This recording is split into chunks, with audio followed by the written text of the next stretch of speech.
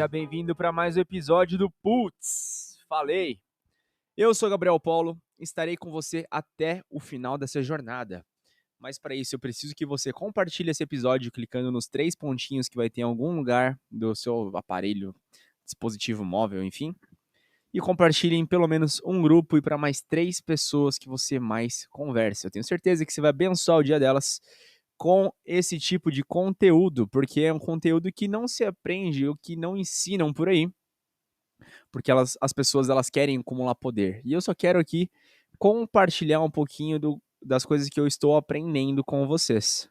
Que acho que é a forma mais pura e mais digna de aprendizado.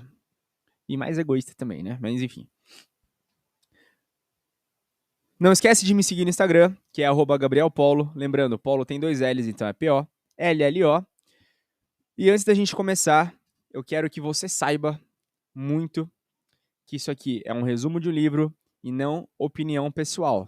Obviamente, terão momentos que eu abrirei parênteses aqui para explicar um pouco com algum exemplo ou com alguma coisa nesse sentido, que sim, vai sair da minha cabeça. Mas boa parte é só o resumo de um livro, tá bom? Por que eu falo isso? Porque esse livro é um livro um tanto quanto, entre aspas, perigoso. E pessoas um pouco mais delicadas, elas certamente vão se sentir um pouco ofendidas, ou certamente vão se sentir lesadas, alguma coisa nesse sentido. Mas o jogo do poder é esse. Não são todas as pessoas que estão preparadas para adquiri-lo. Portanto, se você se considera uma pessoa digna, capaz e quer se tornar uma pessoa extremamente poderosa e persuasiva, eu recomendo que você continue ouvindo esse programa, continue pelo menos esse episódio mais os próximos 44, afinal são 48 leis do poder, para você alcançar tudo aquilo que você mais quer. E hoje a gente vai falar sobre a quarta lei do poder. Sim, a quarta lei de 48, que é: diga sempre menos do que o necessário. Uau, como assim diga menos que o necessário? Pois é, quanto mais a gente fala, mais comum a gente aparenta ser, e menos controle da situação a gente parece ter. Ou seja, maior a probabilidade de dizer besteira. Pois é, pois é, pois é.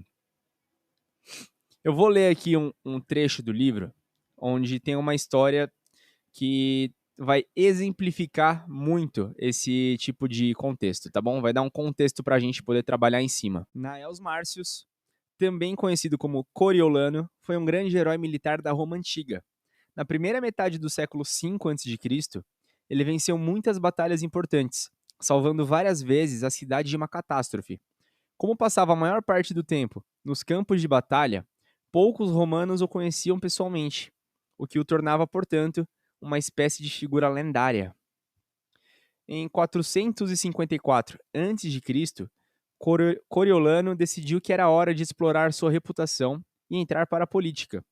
Concorreu às eleições para um alto posto de cônsul. Tradicionalmente, os candidatos a esse cargo faziam discurso público no início da disputa. E a primeira coisa que Coriolano fez, ao aparecer diante do povo, foi exibir as dezenas de cicatrizes acumuladas durante 17 anos de lutas por Roma. Poucos na multidão realmente ouviram o longo discurso que seguiu. Aquelas cicatrizes, provas de valor e patriotismo, comoveram o povo até as lágrimas. A eleição de Coriolano parecia certa. No dia da votação, entretanto, Coriolano entrou no fórum escoltado por todo o Senado e pelos patrícios, pela aristocracia. Os plebeus que assistiram a isso ficaram incomodados com a bombástica demonstração de segurança num dia de eleição. E aí, Coriolano falou de novo, dirigindo-se principalmente aos cidadãos ricos que acompanhavam. Suas palavras foram arrogantes e insolentes. Afirmando a certeza da vitória na eleição, ele se vangloriou das suas proezas nos campos de batalha. Fez piadas impertinentes que agradaram apenas aos patrícios, pronunciou acusações iradas contra seus adversários e especulou sobre as riquezas que traria para Roma. Dessa vez, o povo escutou. Não tinham percebido que o lendário soldado era também um fanfarrão comum. As notícias sobre o segundo discurso espalharam-se rápido por toda Roma, e o povo pareceu em peso para garantir que ele não fosse eleito. Derrotado, Coriolano voltou para o campo de batalha, amargurado e jurando se vingar dos plebeus que haviam votado contra ele. Semana depois, um grande carregamento de grãos chegou a Roma. O Senado estava disposto a distribuir o alimento para o povo, de graça. Mas quando eles estavam se preparando para votar a questão, Coriolano surgiu em uma cena e tomou a palavra. A distribuição, argumentou ele, teria um efeito nocivo sobre a cidade em geral. Vários senadores pareceram se convencer disso, e a proposta da distribuição foi posta em dúvida. Coriolano não parou por aí. Seguiu condenando o próprio conceito de democracia. Defendeu a ideia de se livrar dos representantes do povo, os tribunos, e entregar o governo da cidade aos patrícios. Quando as palavras do último discurso de Coriolano chegaram aos ouvidos do povo, a sua ira não teve limites. Os tribunos foram enviados ao Senado para exigir que o Coriolano se apresentasse diante deles. Coriolano recusou. Rebeliões estouraram por todas as cidades. O Senado, temendo a ira do povo, finalmente votou a favor da distribuição dos grãos. Os tribunos se tranquilizaram, mas o povo continuou exigindo que Coriolano falasse com eles e pedisse desculpas. Se ele se arrependesse e concordasse em guardar para si mesmo as suas opiniões, teria permissão para voltar ao campo de batalha. Coriolano se apresentou mais uma vez diante do povo, que escutou em extasiado silêncio. Ele começou devagar, suave, mas conforme o discurso prosseguia, foi ficando cada vez mais grosseiro. Novamente lá ele estava, insultando com veemência. Seu tom era arrogante, suas expressões desdenhosas.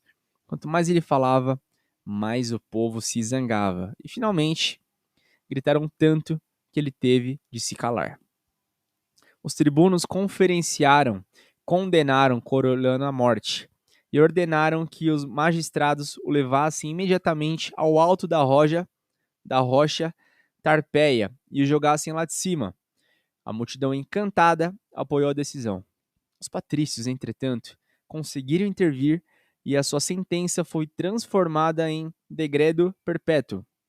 Quando o povo soube que o grande herói militar de Roma nunca mais voltaria à cidade, saiu comemorando pelas ruas. Na verdade, ninguém jamais viu comemoração semelhante, nem mesmo depois da derrota de inimigo estrangeiro. Ai, ai, ai. O que a gente pode concluir? A gente pode concluir que as pessoas que não conseguem controlar suas palavras mostra que não tem controle sobre si mesma e não merece respeito. Uau, uau, pesado, né? Pesado, pesado, isso é pesado. Mas é a pura verdade. Infelizmente é a pura verdade. Não acumula poder quem joga fora a riqueza das suas palavras. Nossa palavra tem poder gigantesco. Gigantesco. Não é à toa que Deus criou o mundo só pela palavra, só pelo verbo, né? E, curiosamente, nós fomos feitos imagem e semelhança do Criador. Ou seja, não vou falar que a gente pode criar coisas com a nossa palavra, coisas físicas. Porém, podemos criar pensamentos nas outras pessoas, podemos estimular a cocriação de realidade na cabeça das pessoas e podemos dar o ouro para essas pessoas a partir da nossa palavra. Como assim dar o ouro? Podemos dar a nossa estratégia, podemos dar as nossas intenções, podemos dar nossos próximos passos para as pessoas. E o que acontece? Dependendo do que for dito, a pessoa ela pode jogar contra a gente, o que a gente disse, ou a pessoa ela pode simplesmente se blindar, formar ali um tipo de defesa contra aquilo que a gente disse, evitando assim a nossa intenção. Lembra do último episódio? Foi justamente sobre isso. Ocultar as intenções. Como que oculta as intenções? Além de, claro, criar um blefe, criar um outro contexto, dizendo menos que o necessário. Quanto mais a gente fala, mais fácil é da gente realmente mostrar nossas intenções. Mais fácil é de mostrar nossas intenções.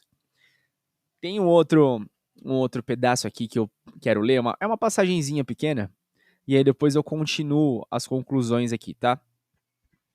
Sem sorte, o roteirista de cinema Michael Arlen foi para Nova York em 1944 para afogar suas tristezas. Ele foi visitar o famoso restaurante 21. No saguão, ele cruzou com Sam Goldwyn, que lhe deu o conselho tanto quanto pouco prático de comprar cavalos de corrida no bar. Cavalos de corrida, desculpem. No bar, Arlen encontrou Louis Mayer, velho conhecido que lhe perguntou sobre seus planos para o futuro. Aí ele respondeu, entre aspas, acabei de falar com Sam Goldwyn, fecha aspas, começou Arlen. Aí o Louis perguntou, quanto ele ofereceu? Interrompeu Mayer. Não o bastante, respondeu ele evasivo. Aceitaria 15 mil para trabalhar 30 semanas? Perguntou Mayer. Não houve hesitação desta vez. Sim, disse Arlen. Ou seja, se o Arlen tivesse dito que ele foi falar sobre cavalo de corrida, não teria gerado uma contratação. Que no meio ali do século XX, 15 mil dólares era uma puta grana. Vamos concordar. Era uma baita grana. Ou seja, o poder, ele nada mais é do que um jogo de aparências. E quando você diz menos do que o necessário, inevitavelmente parecerá maior e mais poderoso do que você realmente é. Quanto menos falar, mais invulnerável será. Ou seja, mais blindado você vai se tornar. É doideira isso, né? Contar o caos da corda na sentença da morte é um suicídio, praticamente. É um suicídio, praticamente. Que nem o Coriolano. Ele sabia que a galera tava pé da vida com ele por conta do que eles estavam falando. Mas ele não hesitou, ele continuou falando a mesma coisa. E o que aconteceu? Ele mesmo puxou a própria corda dele, cortou a própria corda dele. Não tem outro jeito. E as palavras depois ditas não podem ser tomadas de volta. Então a gente tem que tomar muita atenção naquilo que a gente fala. A gente tem que tomar muita atenção no que a gente disse, não no que a gente quis dizer. Porque, mais uma vez, quem estava ouvindo ali os últimos episódios sabe que a clareza é aquilo que as pessoas entendem. É a resposta que se obtém. E não, de fato, o que e como foi dito. Então, por exemplo, se eu disser que o céu é azul, mas as pessoas entenderem que eu disse que o céu é rosa, o problema não está no que as pessoas ouviram, e sim no que eu disse. Claro que esse exemplo é extremamente absurdo. Mas assim, quanto mais claro, mais objetivo e mais curto for o campo de palavras emitidas, o campo de energia emitida, porque a comunicação nada é do que você comunicar uma ação. E dizer algo é você comunicar algo, seja com palavras. Quer dizer, dizer é com palavras, né? Mas o comunicar não. Você vai estar emitindo uma energia. Qual energia é essa? Vai depender muito do que você quer, obviamente. Portanto, quanto menos comunicação verbal a gente tiver, ou seja, quanto quanto menos energia verbal a gente dispor para o mundo, melhor. E a comunicação não verbal, que é a maioria da nossa comunicação cotidiana, for para ocultar a nossa real intenção, melhor. Por quê? Porque as pessoas elas vão se tornar, não vão se tornar, mas elas vão pensar que a gente está fazendo um jogo e elas sempre vão ficar com medo desse jogo, porque elas não sabem Elas não vão saber prever quais são os próximos passos que nós vamos dar. Elas não vão conseguir prever a direção do caminho que a gente quer seguir. Então, a gente, falando cada vez menos e agindo de maneira cada vez mais imprevisível, a gente acaba se tornando um pouco mais forte no quesito subconsciente das pessoas. Então, falando mais, a gente parece mais fraco e menos inteligente do que você realmente é.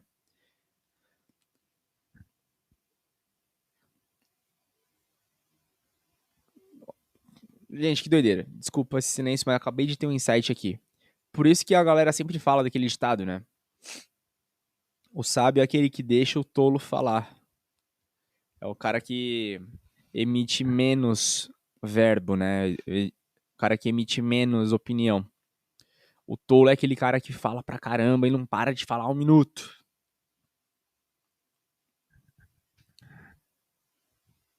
Acho que depois dessa já dá pra encerrar já. Falando mais é parecer mais fraco e menos inteligente do que a gente realmente é. Então vamos falar somente o necessário e às vezes até menos que o necessário, porque isso vai salvar nossas estratégias por trás da behind the scene ali, atrás das cenas, né, atrás da câmera. Certo? Bom, então realmente é isso. Eu desejo que você tenha um excelente dia, um excelente final de semana. Curta com moderação essa sexta-feira. Afinal, você vai precisar falar menos do que o necessário. E se tem uma coisa que eu sei, uma coisa que eu aprendi nesses anos de vida, é que o álcool ele tira coisas que a gente não gostaria de falar. Fechou? Então toma cuidado, fiquem com Deus, um grande beijo e até segunda-feira. Ah, não esquece de me seguir no Instagram, tá? @GabrielPolo, lembrando que Polo tem 2 L's, então é P-O-L-L-O. Fui!